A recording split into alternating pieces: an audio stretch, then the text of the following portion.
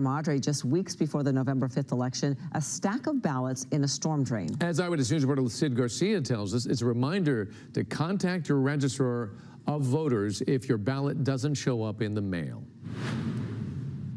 I'll show you. Jason Ace was doing some landscape work at his Sierra Madre home Saturday when he saw something strange in the storm drain next to his house. Nearly a dozen mail-in ballots. He says he got on his hands and knees and started scooping them out and noticed the addresses were from his Arcadian neighbors a block away. And of course, we're trained here to keep stuff out of the storm drain. So I got down on my hands and knees and dug around a little bit and started pulling it out. And I pull out a bunch of junk mail and Ralph's ads and Aldi, and these ballots were mixed in with the junk mail. And of course, they catch my attention because we're seeing on TV about all of the care being taken to prevent fraud and misuse of ballots. It seemed a strange place for ballots to be. Hello, everyone. My name is Gregory, and this is The View from Out Here. There's something I want to talk about today that has me scared enough to go buy a pair of Depends. That video sets up what I'm talking about. I'm going to play another clip for you in just a second that goes a little bit further. It's from ABC News, and I want you to pay particular attention to what reporter Nicole Skanga is saying about an incident involving ballot boxes that took place this past weekend right here in Portland and in Vancouver, Washington, which is just across the river from where I am. Anyway, here's the clip. That targeted ballot boxes in 2 states. The FBI is investigating fires set to drop boxes, one in Washington state and one in nearby Portland, Oregon, which destroyed hundreds of ballots on Monday. Nicole Skanga has more from this in Washington. Nicole, good morning. Good morning. A new law enforcement bulletin from the Department of Homeland Security obtained by CBS News warns that claims of election fraud are likely to drive violence before and after Election Day, with some individuals online now calling for the sabotage of ballot drop boxes, circulating their methods on forums typically used by domestic extremists. You can see heavy smoke coming from inside this ballot box in Vancouver, Washington yesterday after an incendiary device was used to set it on fire, according to officials, destroying hundreds of ballots at this location. Not too far from Vancouver in Portland, Oregon, 3 ballots were also damaged, but those voters have already been tracked down by officials. Investigators believe this vehicle is connected to both fires, the suspect here still at large. In Clark County, home to Vancouver, Washington, the county auditor tells us officials will now assign ballot box observers to watch their 23 ballot drop boxes 24/7 until Election Day. There was yet another ballot box attack here in Portland on October 8th, and election officials in Oregon and Washington both have already hired people to watch each of those drop boxes 24/7. But I wanted to point out in that video that Nicole Skanga is telling us that there have also been calls going around the darker areas of the internet for people to sabotage ballot boxes leading up to the election. There's a plan involved here. I'd venture a guess that the people who might find these messages appealing would be the same people who believed that the election of 2020 was stolen from Donald Trump through massive voter fraud. Notwithstanding the fact that fraud claims about the 2020 election were presented to no less than 59 U.S. courts since January 20th, 2020, and no credible evidence of fraud was presented at any of them. The Trump campaign has had 4 more years now to develop a better disruption plan to this election, and it appears that the plan may work this time. I don't think these 3 reports of ballot box attacks will be the last ones we hear about in this election.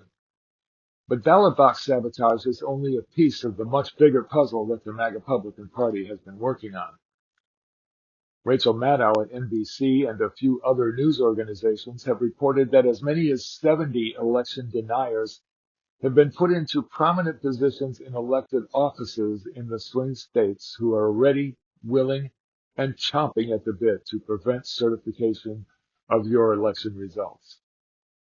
In the event that Donald Trump becomes a 2-time loser as expected.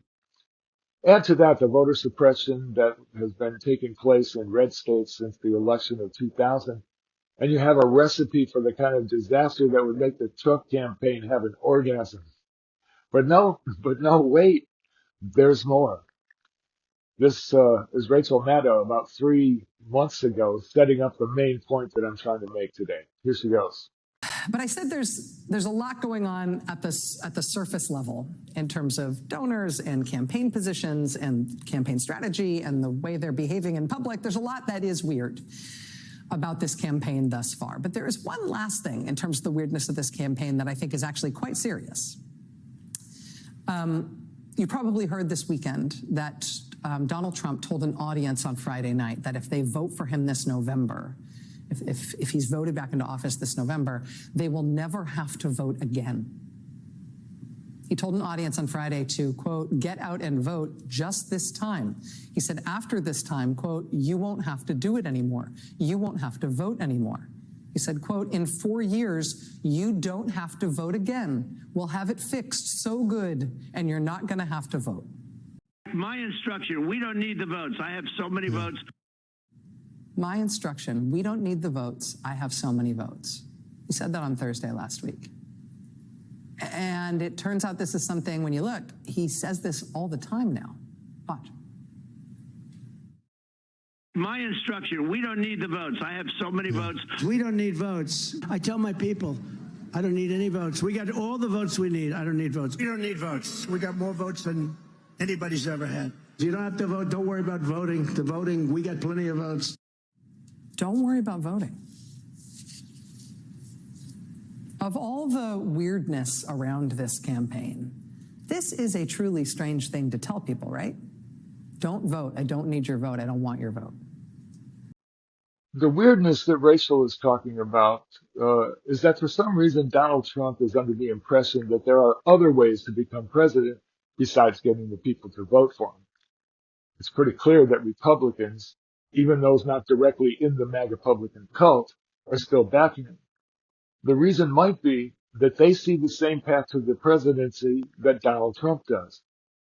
Now, at this point, it's helpful to understand something about Donald Trump. He's a criminal.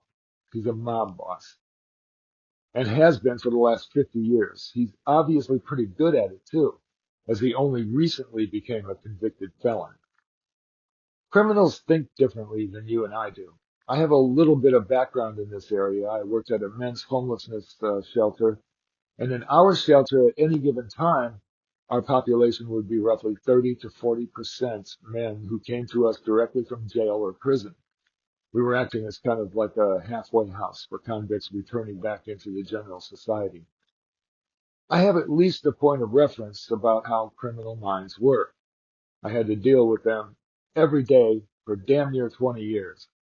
Criminals spend their time, their resources, and their intelligence looking for ways to game the system, how to skirt around it, and sometimes how to break it altogether to get what they want.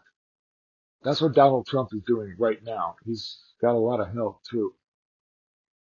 If there's one thing that's positive for you and I to gain from the nightmare that is Donald Trump, is that he is showing us the vulnerabilities in our system of government, because he has been pounding away at them for over a decade. Now, I assure you, they're visible. I hope we learn some things from this crap so that we might prevent a hostile takeover of our government here in November and well into the future, one would hope. All the Trump campaign needs to do at this point is to orchestrate enough doubt about the sanctity of this election that any one or more of these 50 United States is unable to certify your vote. Don't be fooled. They're working every day, every hour, every minute to create the illusion that voting is rigged. And that's where those video clips I showed you came into play. A lot of the work is already done. So what happens if Donald Trump remains the loser that he is next week? What if the vote of one or more of the states can't be certified because of things like those videos? Right into here would be a good idea to break out your copy of the Constitution. Yours should be on the coffee table right there, or maybe in the bookcase. I'll be drawing your attention to the 12th Amendment that will open up a whole new can of worms for us. First of all, the 12th Amendment was written when the president and vice president were elected separately. The presidential candidate that got the most votes became the president, and the first runner-up became the vice president. So you could have a president from two different parties, president and VP. Today we elect them both together on the same ticket, though. That's where the convoluted nature of the 12th Amendment begins. It just starts there, and it gets tricky from there. Best I can make of it, and I admit I'm on shaky ground here, is that the election is turned over to the House of Representatives. Once there, each state's delegation selects one representative to cast that state's vote. So then there are 50 votes in play, one for each state. To become president in that scenario, Trump would only need 34 votes. Now, a quick glance at an electoral map will tell you that there are more red states than blue by a significant margin. Donald Trump then becomes president and J.D. Vance becomes vice president. Once those 50 votes are cast in the House, however, if no one gets a 2/3 majority by the 4th day of March, the current VP, that would be Kamala Harris in this case, becomes the acting president as if the 25th Amendment had been invoked on Joe Biden. At that point, I kind of gave up trying to figure out how it's all going to work. I'm guessing that it's all, I mean, I read it, I have it right here and I still don't understand it. I'm guessing that it's all turned over to the Supreme Court, which currently has a MAGA majority, and Donald Trump would be appointed president, kind of like when George Bush was appointed in 2000.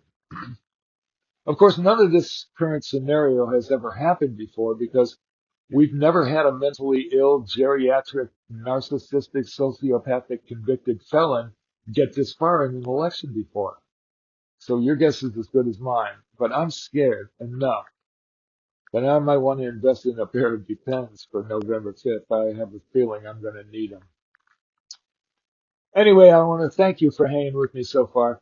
And if you find anything of value here, please take a second to like and subscribe with the buttons below. Oh, and don't forget my books, Basic Video Production, Everything You Need to Know to Make Video Like a Professional, and my memoir, Searching for Saint Germain, the true story of a gay Catholic orphan.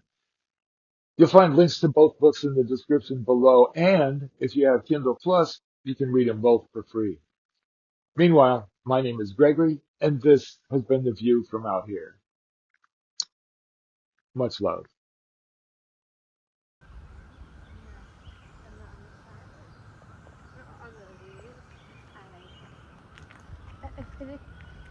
Come on. Well, it's almost here.